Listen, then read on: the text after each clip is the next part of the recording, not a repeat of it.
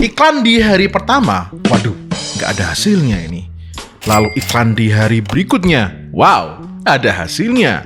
Apakah di hari pertama tadi seharusnya bisa dibikin ada hasilnya? Atau memang sudah sewajarnya iklan itu tiap hari beda-beda hasilnya?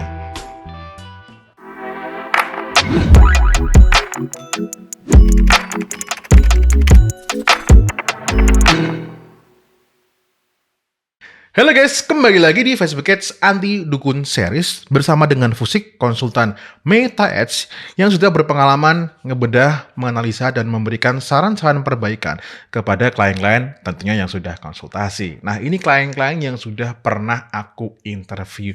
No bookies, kalau mau lihat linknya juga ada di bawah. Oke guys, ngomongin soal CPR yang stabil, apakah itu memang beneran bisa atau itu semacam harapan yang nggak masuk akal ya? Oke, kita akan lihat langsung dashboard yang dilihat per hari gimana hasilnya ya, supaya ya real ya, lihat data by dashboard. Di sini kalian bisa lihat di tanggal 1 ya, ini rekaman aku melayani konsultasi ya belum lama ini gitu. Kalian bisa lihat di tanggal 1 Maret 2025 itu udah ada yang mendarat di halaman penawarannya tapi nggak ada yang purchase. Oke.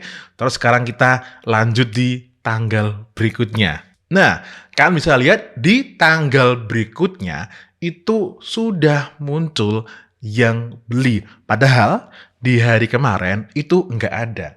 Nah, sekarang bayangin kalau di luar sana ada yang ngajarin atau menjual e-course, pakai RUS, pokoknya hari pertama casting iklan nggak ada hasil, langsung matikan.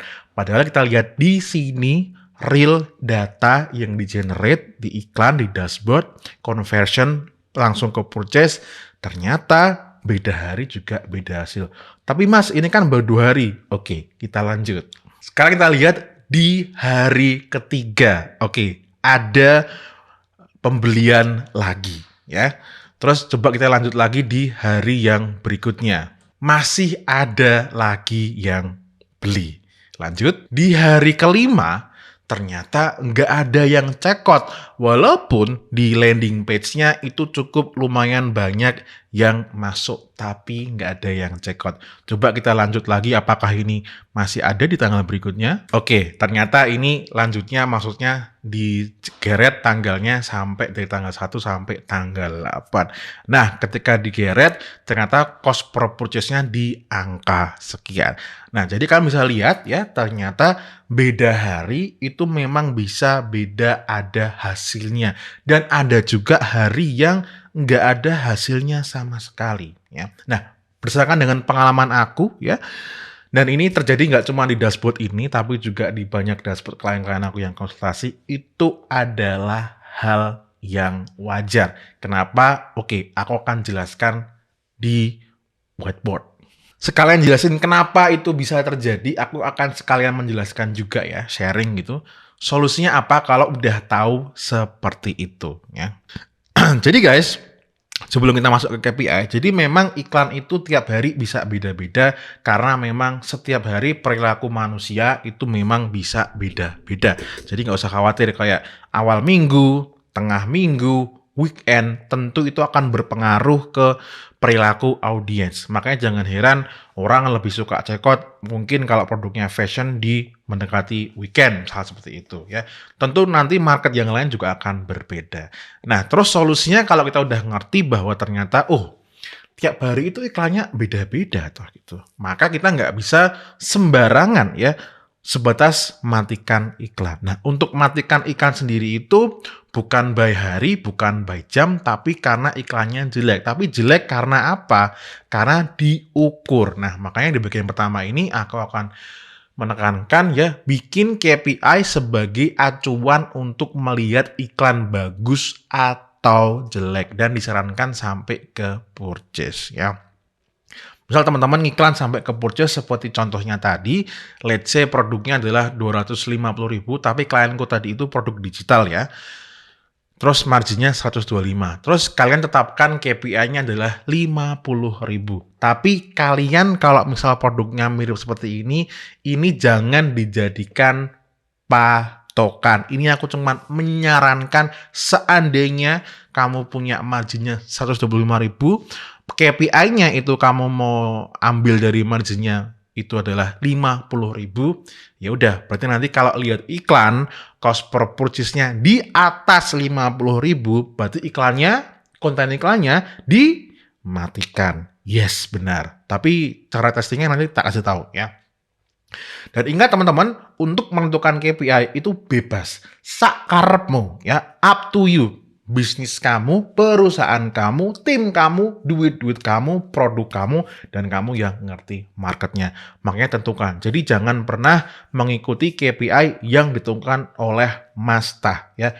Bisnisnya dia itu berbeda. Tentukan sendiri dan ingat, nggak ada yang salah. Ini juga selalu aku tekankan berulang-ulang ketika sesi konsultasi dengan klien-klien aku. Bahkan kalau belum ada KPI, belum lanjut bahas ke dashboard ya. Karena nanti nggak bisa melihat secara objektif gitu ya. Jadi cuman membanding-bandingkan. Oke ya, jadi pertama kalian bikin KPI dulu. Setelah KPI-nya udah clear, nah maka kalian harus mengiyakan tadi. Karena dilihat sendiri bahwa hasil iklan itu bisa beda-beda tiap hari ya, maka diusahakan testing minimal itu sampai 7 hari, lalu lanjut sampai 1 bulan. Lama banget. Ya emang nggak gitu ya. Jadi kalian bisa lihat di sini ya, nanti kalian start ya, itu testing ya, dalam hari pertama gitu kan. Terus lanjutlah sampai ke hari ke-7 ini. Tapi memang aku sering bilang, kalau mentalnya nggak kuat ya 3 hari ya nggak apa-apa. Tapi disarankan itu sampai 7 hari karena memang dalam seminggu itu udah beda-beda hasilnya. Kenapa kayak gini? Ya karena memang banyak hal yang terjadi. Seperti yang aku jelaskan di awal tadi. Beda waktu, beda hari, weekend, weekday itu beda-beda. Terus lanjut sampai 30 hari ya. Jadi nanti teman-teman, ketika testing sampai di hari ke-7 ya, itu nanti di dashboard kamu, itu kamu geret tanggalnya ya, dari hari pertama iklan sampai hari ke-7. Kalau udah sesuai dengan KPI, oke, berarti itu iklannya oke gitu. Tapi kalau memang iklannya nggak sesuai dengan KPI, udah sampai di hari ke-7, yaudah itu iklannya bisa dibuang aja gitu. Nah kalau udah memang sesuai dengan KPI di hari ke-7, yaudah itu kamu blast aja lanjut sampai 30 hari dengan juga melihat cost per result-nya apakah kalau ditarik sampai tanggal terakhir berjalan, maksudnya dari hari pertama sampai hari terakhir itu masih sesuai dengan KPI. Kalau masih silakan lanjut sampai 1 bulan. Nah, terus nih ya, langkah yang berikutnya untuk bisa mengobati tadi ya cost per result yang kamu anggap nggak stabil, gimana caranya bisa stabil? Ya ini langkah ketiga dan keempat ya. Jadi konten iklan yang jelek ya setelah testing bisa kamu matikan. Ya, jadi kan bisa lihat di sini ini salah satu klien aku ya, dia testing beberapa konten iklan. Jadi dia ini di dalam ini ad set gitu kan, di dalam ad setnya ada konten iklan ya. Jumlahnya cuman ada 1 ya kayak gini ya. Jadi ini ad 1 ini sorry agak susah ya nulis pakai mouse itu. Ini ad yang kedua kayak gitu dan seterusnya. Jadi dia ngetes beberapa konten iklan seperti ini, yang jelek itu ad setnya dimatikan kayak gitu ya. Kalau misal konten iklannya jelek semua gimana? Ya testing lagi konten iklan, makanya langkah keempat testing lagi konten iklan sampai nemu yang sesuai dengan KPI. Jadi langkah ketiga sama keempat ini bolak-balik ya, sampai nemu yang sesuai dengan KPI. Nah ini yang sesuai KPI yang ini ya, makanya sama klien aku ini budgetnya di-up dari 100.000 menjadi dari 100.000 di-up menjadi 500.000 karena memang konten iklannya menurut KPI dia itu winning. Nah, jadi yang membuat campaign-nya atau hasil cost per result-nya, maksudnya cost per result-nya itu bisa stabil ya, itu bukan karena ngutak-ngatik dashboard ya, tapi salah satunya karena konten iklannya di-testing, maksudnya ngetesting konten iklan sampai nemu dengan KPI yang sesuai.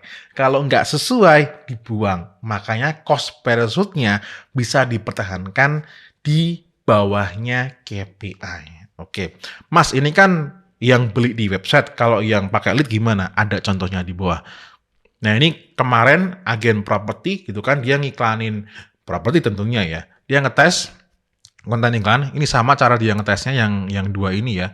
Yang ini sama yang ini gitu. Nah ternyata yang konten iklan yang ini ya, itu dia lebih bagus ya. Kalau dari chatnya harganya sekian gitu, terus dia bilang ketika sesi konsultasi kemarin, dia bilang bahwa konten iklan yang kedua ini, jadi ini bedanya adalah hook-nya ya, hook itu depannya ya, depan iklannya itu dia berbeda. Yang ini ada perbandingan dengan properti yang lain gitu. Nah ini ternyata lead-nya itu jauh lebih bagus. Nah klien aku ini walaupun memang trackingnya belum bagus, jadi dia belum bisa nge-track kayak lead yang beneran oke, ataupun yang udah sampai ke propertinya visit, dia belum ngerti, tapi dia punya cara untuk tracking sampai ke visit tadi ya dengan caranya dia gitu. Nah, konten iklan yang kedua ini dia itu lebih oke ya. Jadi menurut dia ini stabil yang kedua ini ya. Jadi konten iklanlah yang kamu otak-atik, maksudnya di testing sampai nemu yang winning. Dan buat teman-teman yang merasa masih kurang dan menginginkan waktu aku untuk menganalisa dashboardnya, memberikan arahan dan saran-saran perbaikan berdasarkan dengan pengalaman aku melayani konsultasi, silakan bisa daftar konsultasi, linknya di bawah, dan kalian bisa telepon dulu, jadwalkan telepon dengan aku, kita ngobrol dulu, kalau memang cocok lanjut, nggak cocok, yaudah nggak usah lanjut. Fair play ya. Oke gitu aja guys di Facebook Ads Anti Dukun Series di episode terbaru kali ini. Aku yakin ini insight-nya istimewa banget, real dari dashboard, dan real solusinya juga gitu. Oke, as always, may we always live in prosperity. This is Musik, signing off. Bye-bye.